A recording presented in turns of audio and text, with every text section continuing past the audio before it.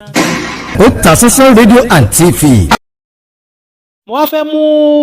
fídíò kan wá fún yín tí mo sì fẹ́ kẹ́ ẹ farabalẹ̀ kẹ́ ẹ gbọ́ láti bẹ̀rẹ̀ dópin tẹ́ fi mọ̀ wípé aáwọ̀ àárín àwọn méjèèjì yìí Iyabo Ojo àti Lizzy Anjorin ó ti gba tó yẹ kí àwọn àgbààgbà òṣèré nílẹ̀ Yorùbá kí wọ́n bá wọn dá sí i. Pẹ̀lú bí aáwọ̀ àárín àwọn méjèèjì yìí ṣe le tó, àwọn kan tiẹ̀ gbàgbọ́ pé kò sí nǹkan kan láàrin wọn, wípé àwọn méjèèjì wọ́n jọ fi ń wá followers ni, pé àwọn méjèèjì wọ́n jọ ń polówó ọjà wọn ni. Ẹ gbọ́ síbẹ̀ ló ṣe rí. Níbi tí aáwọ̀ ọ̀hún wá le dé, gbajúgbajà sọ̀rọ̀sọ̀rọ̀ àbí tá a lè pè ní oníròyìn tó fi ilẹ̀ òkèrè tó fi ṣe bùgbé ṣùgbọ́n tó jẹ́ ọmọ bíbí ìlú Ìbàdàn, ìyẹn ìyá Kemi Olunloyo. Ìyá náà mọ̀ ti dá sọ̀rọ̀ yẹn Kemi Olunloyo òun náà ti dá sí aáwọ̀ àárín Iyabo Ojo àti Lizzy Anjorin. Kí wá ní màmá Kemi Olunloyo kí ló sọ nípa aáwọ̀ àárín àwọn méjèèjì, nípa aáwọ̀ àárín Iyabo Ojo àti Lizzy Anjorin? Èsì wo, ọ̀rọ̀ wo ni Lizzy Anjorin ló padà sọ lérí dídásí tí Kemi Olunloyo tó dá sí aáwọ̀ àárín òun àti Iyabo Ojo? Ẹ farabalẹ̀ torí pé mo fẹ́ mú fídíò kan wá fún yín tí mo sì fẹ́ kí ẹ farabalẹ̀ kẹ́ ẹ wo fídíò yẹn láti bẹ̀rẹ̀ dópin. Ká jọ gbọ́ ohun tí Kemi Olunloyo ohun tó sọ nípa aáwọ̀ àárín Iyabo Ojo àti Lizzy Anjorin, ká sì gbọ́ ìhà àti èsì tí Lizzy Anjorin tó fún Kemi Olunloyo. Aunty Kemi Olunloyo ni mo wá address. My beautiful sister Aunty Kemi Olunloyo. Nobody should attack Aunty Kemi Olunloyo, please. She's a big sister, she's a mother, she's a beautiful soul. Nobody. Warriors, ẹ má attack Aunty Kemi. Please, I beg of you. She's not our gbogbo yẹn kò yí, ó lè understand. She get, ó lè yé wọn kó máa understand. But please, mo rí pé àwọn èèyàn tí update fún Aunty Kemi gbàgbó. Ẹ má update. Sweetheart mi, ìyá ọba. Ẹ má update fún Aunty Kemi. Aunty Kemi ò kì í ṣọ̀tá wa. Misconcept wọn, àgbàlagbà ni wọn. Ọ̀rọ̀ mi tó bá rú wọn lójú, wọ́n lè sọ̀rọ̀, wọ́n lè bá wa wí, wọ́n lè sọ view wọn. That does not mean pé kíní. Torí mo ti everybody tán update fún wọn, please. Aunty Kemi, she has never been our enemy o. Ọjọ́ tí mo ti mọ̀ wọ́n, she always stay on her lane. She always call me. Tọ́rọ̀ bá rú wọn lójú, wọ́n máa pè mí, wọ́n máa ṣe interview. Àǹtí ẹ̀ tún máa sọ pé interview yìí ṣé mo lè gbé síta? Bá mi máa ní ẹ gbé síta, bá mi máa ní ẹ má gbé síta. Ṣé you understand? Kò dẹ̀ ń ṣe ẹni tó. Don't forget one fact. Aunty Kemi is not a blackmailer. There is difference between a blackmailer and a journalist. Aunty Kemi is a journalist. Aunty Kemi is not a blackmailer. Tó bá jẹ́ pé blackmailer l'Aunty Kemi, a máa ti kọlu ra wa. Tó bá jẹ́ pé blackmailer l'Aunty Kemi, show tí mo rí mi tí wò tán díẹ̀ ni mo gbọ́ ńbẹ̀. Mo wá rí pé wọn understand. Then ẹ jẹ́ kí n play ẹ̀ fún yín, mo rí pé body tí ń sáré update. Please guys, ẹ má attack wọn, mo fọlọ́run bẹ̀ yín ni. Ẹ jọ̀ọ́ ẹ má attack Aunty Kemi, ẹ jọ̀ọ́. She's a good woman, no. She's a good woman on her own. Kò ṣe blackmailer o. Ẹni tó bá ṣẹ̀, ẹ jẹ́ ká sọ pé ó ṣẹ̀. Ẹni tó bá ń ṣaburú, ẹ jẹ́ ká sọ pé ó ṣaburú. Mi ò tí ì rá Aunty Kemi ibi tán ti ń bú lọ́ba o. Gbà mí wá Aunty Kemi máa update àwọn nǹkan kan tó jẹ́ pé kò kí ń sit well lára wa nígbà míì. But ẹlẹ́ran ara ni gbogbo wa. Àwa náà lè pè wọ́n pé Aunty Kemi ẹ má ṣe léyìí, Aunty Kemi ẹ ṣe léyìí. Ẹ ti yẹn nǹkan tí mi sọ, mi tí gbọ́ tán, bọ́ ẹ jẹ́ ká jọ gbọ́ nǹkan tí Aunty Kemi sọ. Ẹ ká jọ gbọ́. Quick one. Mo ń bọ̀. Aunty Kemi ò ṣọ̀tá wa o. Ẹni tó bá jọ̀tá wa, màá sọ mí pọ̀ tá wa. Aunty Kemi ò ṣọ̀tá wa. Ọlọ́run, even kí n tó di speaker, everybody ò mọ̀ pé mo lè sọ̀rọ̀. Everybody ò mọ̀ pọ̀rọ̀ dá lẹ́nu mi gan. àǹtí Kẹ́mi ò wá fún mi rí kò ń ṣèyàn bẹ́ẹ̀ o Ọlọ́run ẹ dẹ̀ mọ̀ pé jẹmọ̀ situation àwọn kankan wà tó jẹ́ wípé ẹ̀ ní mọ̀ nǹkan míì tán ti fi lọ ṣẹmọ̀ update fúnrú àwọn àǹtí yẹn ọ̀tán ti máa send nǹkan sí kí lorúkọ ẹ̀ wọn irú caption wọn nísìnyí mi tí gbọ́ tán àjọ máa gbọ́ tán sí náà ni mi tí gbọ́ tán ó ti yẹn but she's not our enemy ọjọ́ tí mo ti mọ̀ àǹtí Kẹ́mi o anybody tó bá ní issue pẹ̀lú àǹtí Kẹ́mi o lè pè wọ́n behind the closed door kò ń ṣe blackmailer o. Kemi Olunloyo Lizzy wàhálà tún ti dé sórí internet. bàjẹ́ sista mi. it was just 4 years ago. gidi 2019 tí wàá ti tó yìí ń jà tí mo dá sí ṣe bẹ́ẹ̀ mi ni mo bá yín parí jù. mo dẹ̀ gbọ́ràn. tí mo pa àǹtí ẹ̀sà bọ̀ tá a ṣe conference call. wèrè làǹtí ẹ̀sà bọ̀. Yomi gan wà lórí conference call mo máa record conference call yẹn it's for the vault. mo mọ̀ kọ́ tí mo mean by for the vault nǹkan tó yàn ń gbé jáde tó mo máa keep. bẹ́ẹ̀ni. gbogbo ọ̀rọ̀ ta sọ́ńbẹ̀ yẹn ṣe bá ti sọ pé àjà wọn. ṣe bá ti sọ pé àjà. ibi tẹ́ ti máa mọ̀ pé this aunty is not a blackmailer ó ní gbogbo nǹkan tá a jọ sọ nígbà àwọn ni lọ́wọ́ ó ní but it's for the fault tó bá yẹ pé blackmailer làǹtí á ti gbé jáde á ti wá tàn ẹ̀ upside down guys tá bá ń sunkún ẹ jẹ́ ká máa ríran guys tá bá ti ń sunkún ẹ jẹ́ ká máa ríran tó bá jẹ́ pé blackmailer làǹtí tó bá rí funfun máa pè ń dúdú tó bá rí dúdú máa pè ń funfun ẹ̀gbọ́n ní gbogbo conversation yẹn àwọn ni only is for the fault ìgbà míì wà táǹtì Kẹ́mi máa ń ṣe àwọn kankan but èmi kàn máa sọ pé irú èmi nísìn tẹ́ bá wò mi ìwà fún Gistlover ló wá fún mi ìwà fún ṣẹpẹtẹrì òbó gbẹ̀rí ṣẹpẹtẹrì òbó sùlẹ́lẹ̀ òun ló wá fún mi kí n dẹ̀ tó wá fún yàn padà má ti fún ẹni ẹni long group a lot of people tí you understand ló máa pé Lizzy ń jà mi ń jà mi ìdẹ́ ń tètè bínú máa ń pẹ́ gan kí n tó bínú àmọ́ tí n bá bínú go ni mo gbọ́ airdrop mi ti sọnù tipẹ́tipẹ́ ṣe ti yẹn so ẹ jẹ́ ká gbọ́ nǹkan tí sista sọ pápápá mò ń ṣàwọn kankan ni. àwọn Lizzy tó tún gbé jáde kò dáa o sórí first of all tó bá máa sọ òótọ́ olóòótọ́ ni Lizzy. ṣe gbọ́ àwọn tó sọ tó bá máa sọ òtítọ́ olóòtítọ́ ni Lizzy àǹtí Kẹ́mi mọ̀ nǹkan tó ń sọ I'm a very straightforward person tí n bá sọ pé this thing is black and this thing is white ibi tí n bá dẹ̀ dúró sí kẹ́ lọ kó gbogbo àmì àgbáyé wá because orientation mi activist ni mi orientation mi ó wà dì gan mi ò dẹ̀ kí n jọ mi ṣe just anyhow activity tó sán lórí gidi ni mi tí mo jẹ́ ó ti gidi tí wọ́n dẹ̀ gé mi dáadáa forget òṣì activist gidi ni mi ṣe yọ̀ ẹgbọ́n ọtí àǹtí yẹn sọ Lizzy olóòótọ́ ni òde máa ń sòótọ́ so ẹ wo orun sí àǹtí ò understand mo máa sọ fún wọn sí bẹ́ẹ̀ gbogbo warriors mo fọlọ́n bẹ́ẹ̀ gbogbo yín tẹ́tí update fún àǹtí Kẹ́mi Olunloyo please kindly bring down your post she is an elderly woman irú àwọn àǹtí yìí tábà bá wọn níbi aburú tó pọ̀ la lè fèsì wọn ṣé ti yẹn mo dẹ̀ ń fàsìkò yí bẹ́ẹ̀ yẹn èèyàn táǹtí Kẹ́mi bá ṣe nǹkan kan fún yín tó bá bí yín nú ẹ pè wọ́n one-on-one nọ́mbà wọn wà available ẹ bá wọn sọ̀rọ̀ she is not a blackmailer I don't know how to be a blackmailer tètè there are times àwọn story kan wà táǹtí Kẹ́mi máa sọ tó jẹ́ pé fake account náà fi gbé fún èmi wà tẹ́pọ́n máa pàṣẹ sí ni àwọn tó dẹ̀ tún pàṣẹ sí wọn á tún yọ ṣọ́ọ̀kì lẹ́sẹ̀ ọ̀tá ẹ̀ ṣé ti yẹn so please guys ẹ jẹ́ ká gbọ́ nǹkan tí sister sọ. wọ́n máa sọ òótọ́ gbé òótọ́ yẹn wá at the right time problem tí mo ní pẹ̀lú ẹ̀ nìyẹn bring out the truth at the right time kí wàá ní gbogbo eléyìí tó ń sọ pé ti bá ọkọ tó yín sùn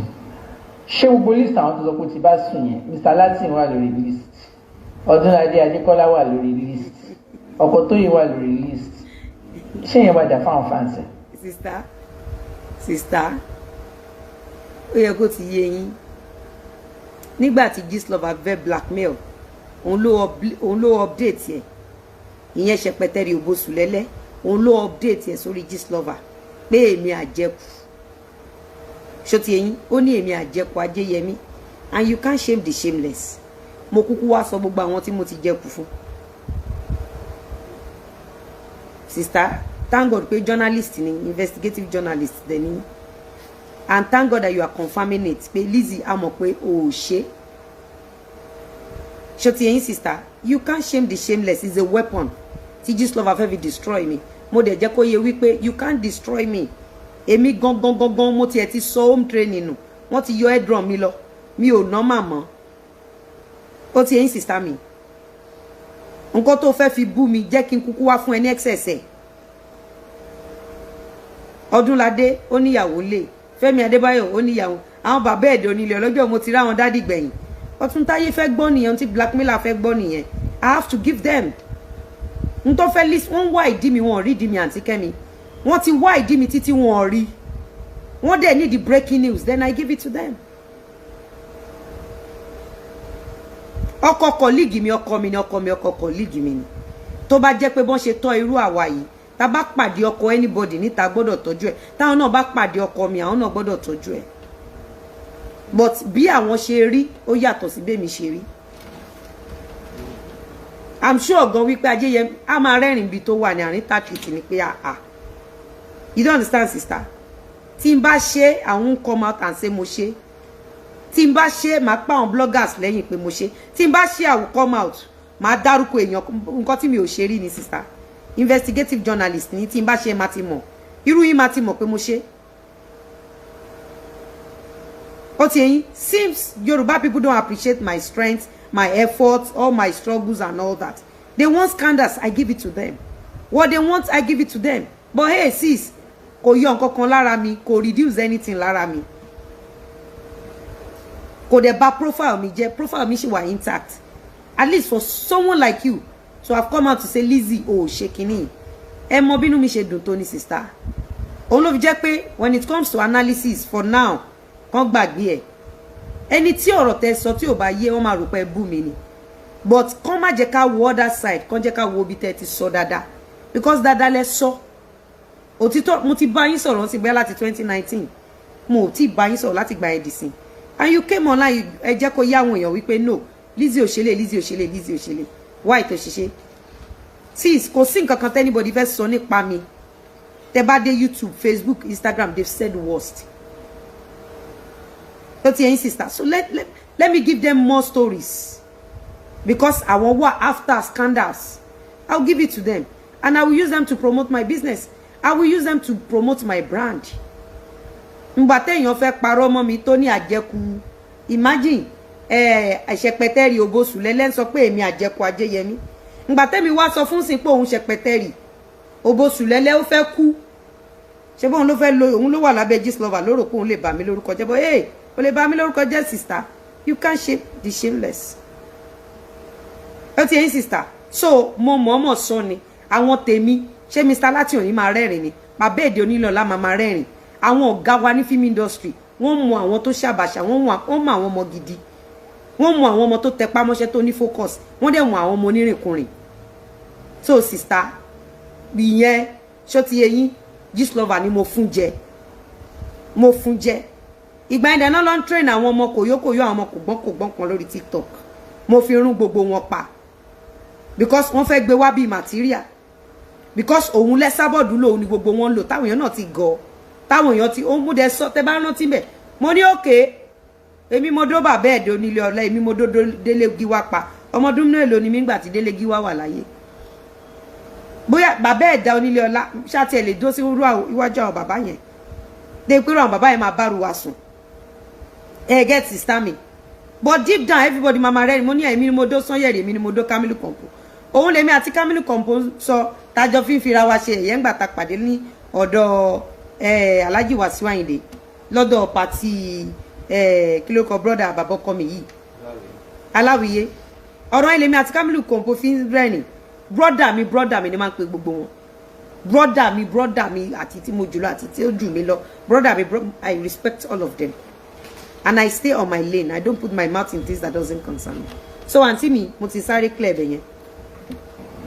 tí mo ṣe bú tí wàá sáré di ọ̀dà dé pé yẹn ń promote káwọn girls lọ wá rich men àbó òun rápà tó ń pè ní LD orí bọ̀bọ̀ olówó yẹn tí LD ń púpọ̀ ju gbogbo owó àwọn ṣorí nǹkan tó fowó ṣe ó fi live lavish life with women that's why tí mo ṣe attack tiwa and giving all that advice ìwọ wá ń list gbogbo àwọn sex partners in the past even tẹ́ pé Kọ́láwọlé ò tí fẹ́ tó yìn ó mọ̀ pé yẹn lè spark all kinds of. no now sis ẹ̀yin náà ti sọ pé Lizzy olóòótọ́ ni ẹ why tó ṣe sòótọ́ you know it's not real you know doubt is not real àǹtí mi o kì í ṣòtítọ́ nìyẹn náà mi ò ń ṣèyàn bẹ́ẹ̀ investigative journalist ni tí n bá ti ṣerú ẹ̀rẹ́ máa ti mọ̀ tí n bá ti ṣerú ẹ̀rí ní film industry ẹ máa ti mọ̀ tí n bá ti ṣerú ẹ̀rí anywhere investigative journalist ni ẹ máa ti mọ̀ náà tí n bá rí irú àwọn rúùrìn bẹ́ẹ̀ yẹn ẹ máa ti mọ̀ ẹ dẹ̀ máa ti là mọ́ gbàgà torí pé ìrìn mi pure tẹ bá òun náà mo sọ fún pé ṣé ẹ mọ ọmọdún tí mo wà ń gbà délé gi wà ní ṣé àwọn ará social media tó ní mo dó ṣògo custom ṣògo tó èèyàn kan ló ṣẹ̀ wá jáde tó sọ fún wọn pé ńgbà tí ṣògo ń ṣe custom òun gangan fúnra òun primary 6 lòun wà pé ńgbà tí ṣògo ń ṣe custom Lizzy gan bóyá ló ti ìjánu ọyàn. That is game of social media, sis. You can't shame the shameless. Àwọn kan ló lo fake life tó fi social media package ara wọn. Wọ́n wá fi social media destroy àwọn tó ní good profile. Sis táwa dẹ̀ ti mọ̀ pé àwa la sister mi ẹ wò bẹ́ẹ̀ ṣe ń wò mí. Ọpẹ́lọpẹ́ mi èmi ni mò ń bọ́ Esabod àti ìdílé ẹ̀. Gbogbo àwọn bloggers Facebook yẹn, if they don't mention my name, they won't be able to feed their family. Èmi nìkan mo feed wọn láti over years bẹ́ẹ̀ ṣe ń wò mí tó yẹ kí ìjọ kí ni mo lọ fọwọ́ yí ẹgbà mi mo ti lọ fọwọ́ yí nǹkan ibi tí mo ti rìn kiri mo ti lọ fọwọ́ yí nǹkan mi mọ̀ kí oil machine ló máa jẹ́ wàhálà mi mọ̀ pé mo ti lọ fọwọ́ yí nǹkan kò yé nǹkan tí mi sọ láti jọjọ́ tí mo ti rìn kiri torí pé mo pure ṣó ti yẹn òun ni mo ṣe sọ bẹ́ẹ̀ mo dẹ̀ mọ̀ pé àwọn tí mo sọ fún ọmọ máa rẹ́rìn ni mo ń bọ̀ ibo ni mo ti fọwọ́ yí nǹkan kan sìnsìn bóyá gbà tí mo bọ́ ẹ jẹ́ ká máa gbọ́ lọ. Animosity and everything gbogbo ilẹ̀ lọ́mọdé kékèké lé thank God àwọn Ìyábọ̀ ti dàgbà ìsílẹ̀ àti first thought. ta ló sọ fún yín pé Florida ò dàgbà ẹ jókòó síbẹ̀ Florida tó ti ń gba award tó ti ń gba international award Florida gan ti dàgbà sister ń tán ti sọ sórí social media Florida ò gbọdọ̀ dàgbà kó má bà ti mọ́mí ẹ̀ ó lè bínú ó ti yẹn sister mi ń tó ti wà ṣe rí àwa kan wà tó jẹ́ pé story wà lórí social media yẹn kò dẹ́ ń ṣe bàbàrà mọ́ even gan tí n bá dé any point of entry tán bá ka anything man I'm an actress you should expect that everybody arẹ́rìn wọ́n ní wọ́n dẹ̀ wá gbé sí Google man ní ewéré làwọn kan you know how my country rolls wọ́n ní oh that's true a kàn máa rẹ́rìn ni kò yẹn sister mi kò ní dá kí Florida má rí ń tèmi gan fojú wọn rí return ó ti yẹn sister mi so ó yẹ kẹ́ ti já sí ngbà yẹn. So I only understand adults ni wọn but Florida wà lè fún wọ ire wà lè fún Tóyìn ẹ má start nǹkan tuntun àwọn ọmọ ẹ má ka gbogbo ẹ lórí internet. sista ṣẹ́yìn ṣẹ̀ṣẹ̀ ń gbọ́ ni Esabod ló kọ́kọ́ trend yẹ mo play video kan ní last maybe few days ago Esabod ló kọ́kọ́ ó wà lórí YouTube wọ́n ní àjẹkù Ajéyẹmí pé kinní kan nǹkan tó ń dájà wálẹ̀ nìyẹn and all that ó wà anywhere in the whole world so mo kúkú wá fún wọn ní àwọn order list tí wọ́n gbàgbé tó ti yẹn sister mi tó bá jẹ́ pé ó rí bẹ́ẹ̀ ni gbogbo àwọn ará Abẹ́òkúta máa mọ̀ gbogbo àwọn ará film industry máa mọ̀ bọ́n nítorí pé mo wẹ̀ mo yán kọ̀ọ̀kan sister mi torí mo mọ̀ pé kò rí bẹ́ẹ̀ ṣóyè yìí mo kúkú fi bá material Esabod àti Gistlover jẹ́ is a strategy wọn ò gbọ́n tó mi sister activist lèmi oyè yín ó ń gbá lórí tèmi gidi gangan ọmọ rẹ̀ ò dẹ̀ kí n ṣe activist ní oṣù ńgbà tèmi ṣe activist ọmọ rẹ̀ ò kí n ṣe activist ní Ìlàró ńgbà tí mo ṣe activist ní Ìlàró ó ti yẹn èmi mọ̀ mo bà material wọn jẹ́ ni because òun ni Gistlover fẹ́ gbé wá òun ni Gistlover ti ń gbé wá ti pẹ́ gan tán ti fi ń parọ́ mọ́ mi tán fi ń blackmail mi okay you can't shame the shameless ó dà èmi ni mo dó bàbá ọkùn Sanyẹ̀rì pa tí gbogbo ilẹ̀kẹ̀ wọn fi hàn so àǹtí Kẹ́mi. sórí page mi ní Instagram Dr. Kemi Olunloyo mo ń rí vampẹ̀ lọ́wọ́ mi ní pẹ́ bẹ̀rẹ̀ sí máa post sórí page yẹn lọ síbi reels wà rí reel kan tí mo ṣe níjẹta sórí àwọn kò fún Àbáyọ̀mí 100 years ago ní gbogbo ìṣẹ̀lẹ̀ 1923 August. àǹtí mi 3 hours lẹ́ṣẹ̀ lé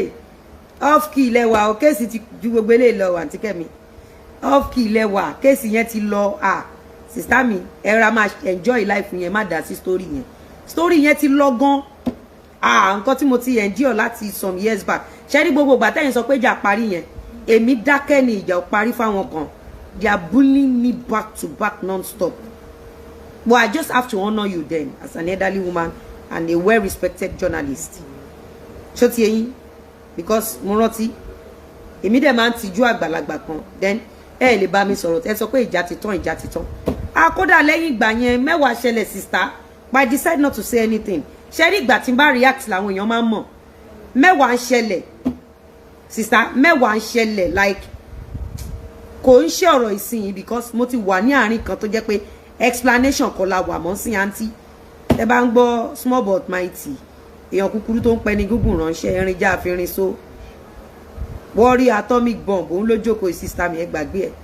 kéèsì yẹn pọ̀ gan you asked me to you know to keep quiet then and I did and a lot of people I did and they asked us to you know to let go and of course we embrace each other today we talk we ask about our children we are doing well but ṣe rí àwọn tó wà lórí social media yẹn àwọn sì ń paint ẹ̀ fáráyé bí ká nípa ń jà àdẹ̀jà ṣó ti yẹn sister now nǹkan tí mo wá ṣe ni wípé mo dáàbò bo àwọn èèyàn mi mo wá fèsì àwọn tó ń bà wá lórúkọ jẹ́ fi jẹun a wá dúpẹ́ pé àwọn tó ń bá wọn ṣiṣẹ́ ojú wọn ti jáde báyìí ó ti yẹn sister so